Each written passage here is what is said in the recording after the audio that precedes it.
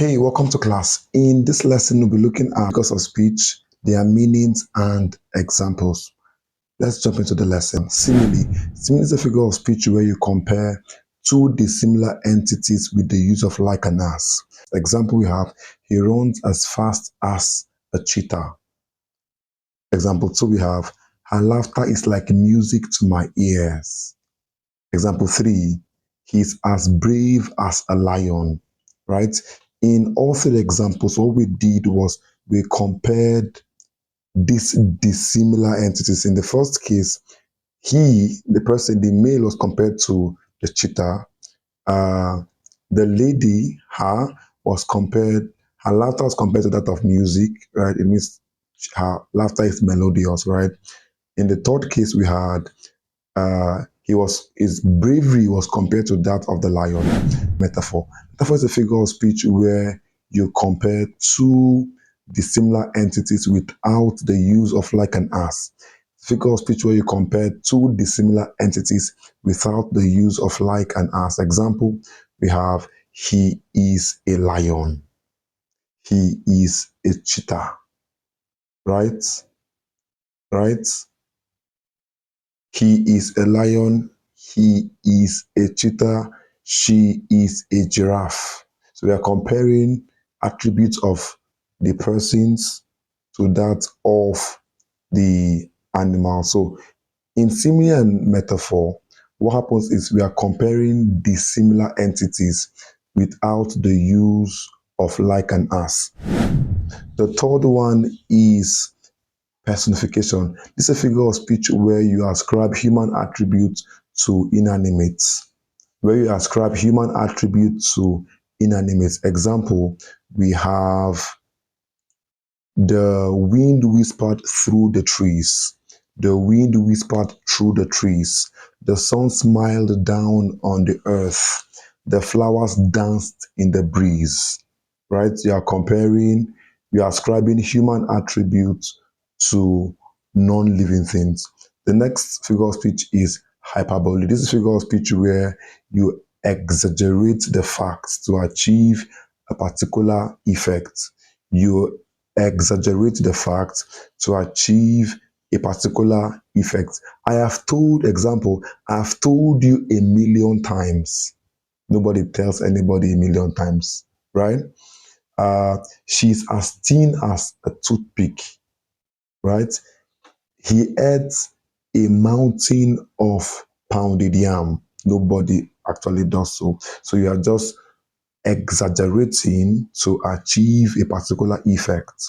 The next figure of speech is onomatopoeia. This is a figure of speech where the sound suggests the meaning. It's a figure of speech where the sound suggests the meaning. Example of that, we have the car zoomed off.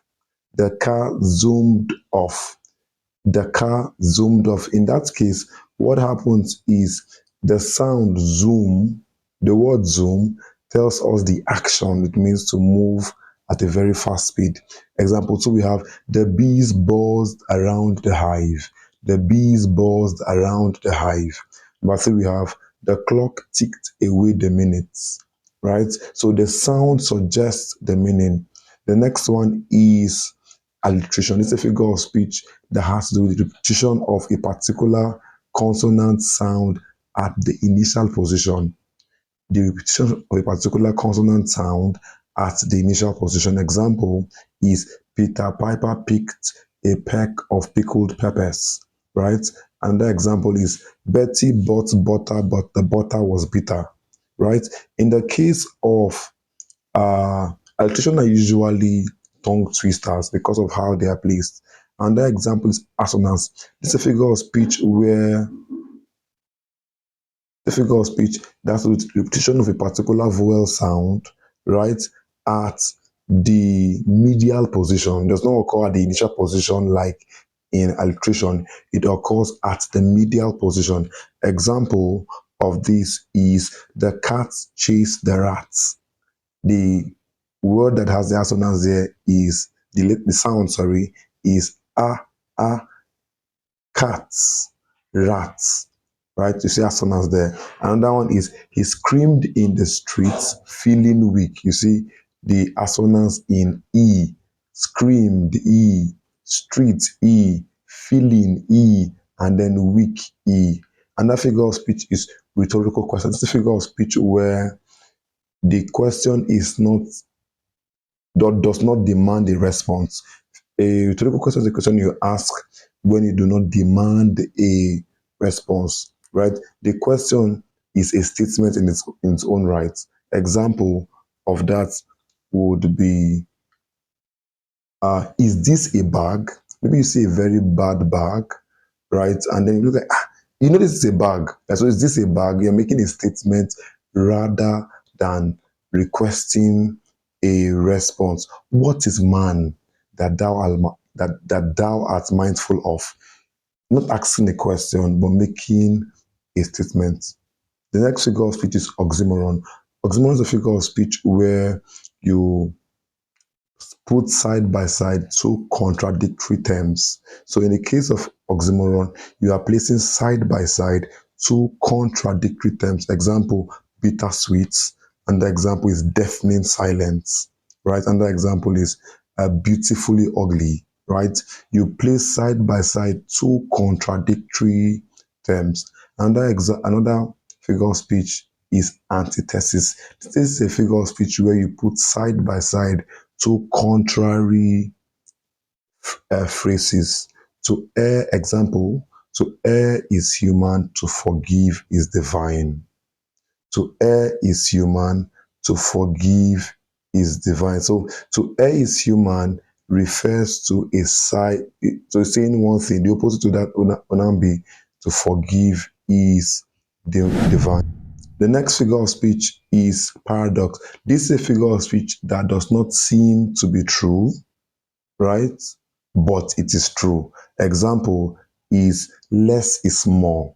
It does not seem like it's correct, but it is. Another example is the father of the man is a child. Right? The the father of the hen is the egg. It does not seem as though it is correct, but it is. Right? And that figure of speech is uh synecdoche. This is a figure of speech where a part represents a whole. Figure of speech where a part represents a whole, right? An example is all hands are on deck. All hands are on deck. So hands here refers or means humans. Another example is she's studying Shakespeare, right? She's not actually studying Shakespeare. Shakespeare is dead, right? She's studying one of Shakespeare's either poetry or drama text. Another example is he bought a new wheel. He bought a new wheel. It means he bought a new car. The next figure of speech is metonymy. Metonymy is a figure of speech where where something where something associated with another is used to replace that thing. It's a figure of speech where something closely related to the actual object is is used to replace the actual objects. It's a figure of speech where something closely related to the actual object is used to replace the actual object. Example, the White House issued a statement, right? It did not really come from the White House because the White House cannot write, right? In this case, we're saying that the president or the presidency released a statement. And the figure of speech here is the pen is mightier than the sword. Pen referring to writers while sword fighters. Another one is Hollywood often represents the American. So, for example, now Hollywood basically mean the American film industry, right? So that's for metonymy. Metonymy and synecdoche is usually confused by students. Right? Synecdoche is when you use a part to present a whole. Right?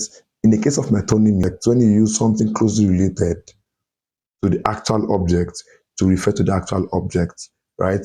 An example is the crown has been laid to rest. The crown here it's a symbol or represents what now? Kingship.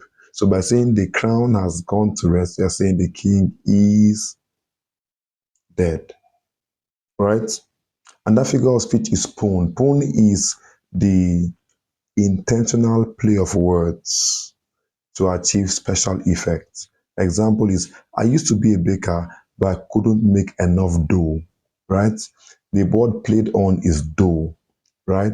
Dough refers to the uh, the ingredients used to bake, right? And also dough refers to money. So I used to be a baker, but I couldn't make enough dough.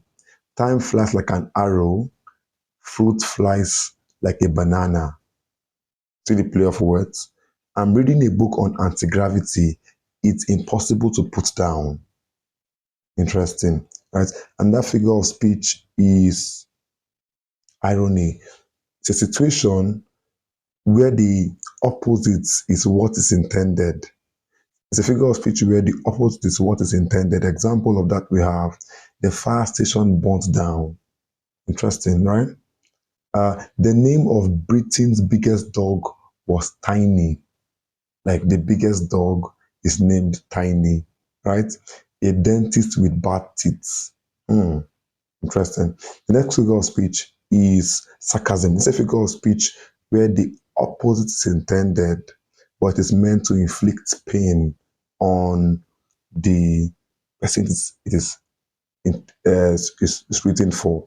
An example is his wisdom is obvious as soon as he opens his mouth. So that's a figure of speech where where it is meant to hurt the feeling of the intended uh, listener, right? So the opposite is intended, but uh, it's also said as an attack.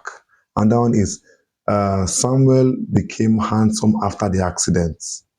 Nobody becomes handsome as an accident. So you are just saying that to inflict pain on the person who is intended for. The next figure of speech is euphemism. Euphemism is a figure of speech where you make something harsh, right? You say it in a mild way. And this is used by doctors, this is used by counselors in a bid to cushion the effects of particular reality. What they do is they say something that is harsh in a mild way. An example of that is that he has kicked the bucket. In that case, you're referring to death. Somebody died. But also say it is dead, right? He has kicked the bucket. Another example is to say, uh, she lets him go. She lets him go. And that way to say he was fired, right? Instead of saying he was fired, he he let him go. Like the boss lets him go, right? Number three is something like vertically challenged. So you are saying something that is difficult, that is harsh, a painful reality in a mild way. Now we have little. It's a figure of speech where a positive is expressed by negating its opposite. It's a figure of speech where the opposite is where the positive is expressed by stating the negative. Example, it is not bad. What does that mean? It is good, right? He is, I am from no mean city. What does that mean? I'm from a great city, right? She is not unkind.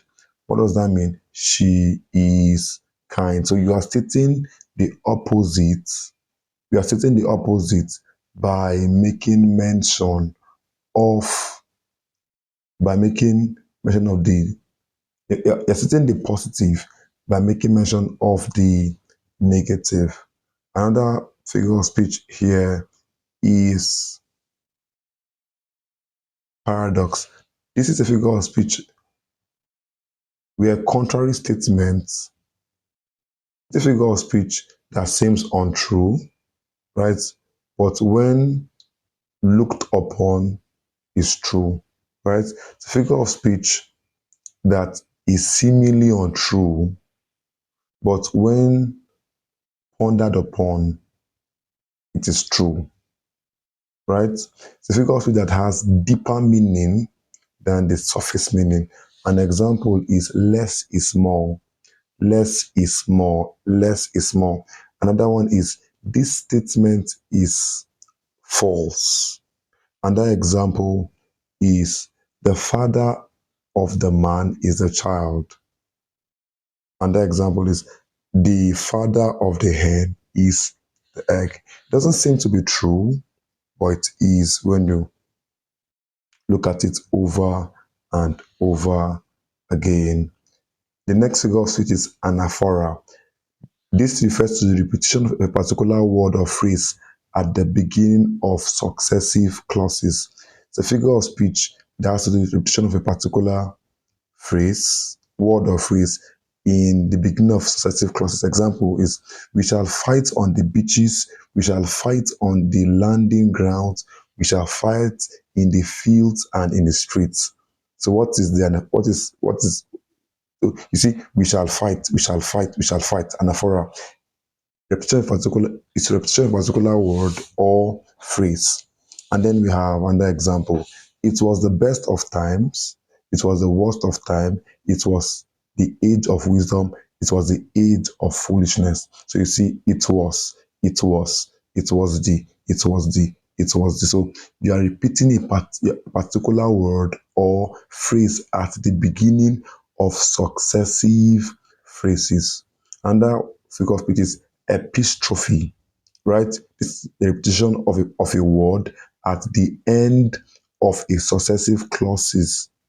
This refers to the repetition of a word at the end of successive clauses or sentences. So apostrophe is like epistrophe is like the opposite of anaphora. So in anaphora, what happens is that the the beginning of the successive phrase or clause is repeated, right?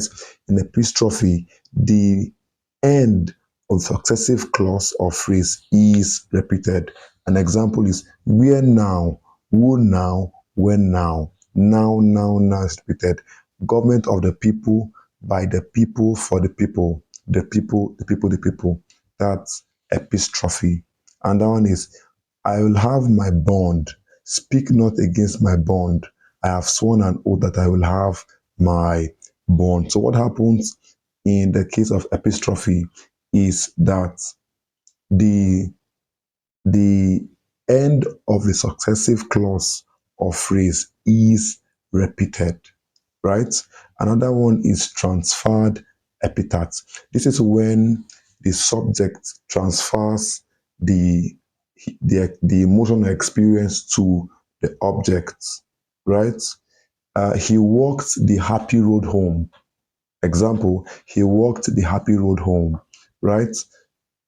Can the road ever be happy? No, right? But what happens is the emotion is transferred from him to the road. He walked the happy road home. He walked the happy road home. So in transferred epithet, the emotion is moved from the person to the to an object.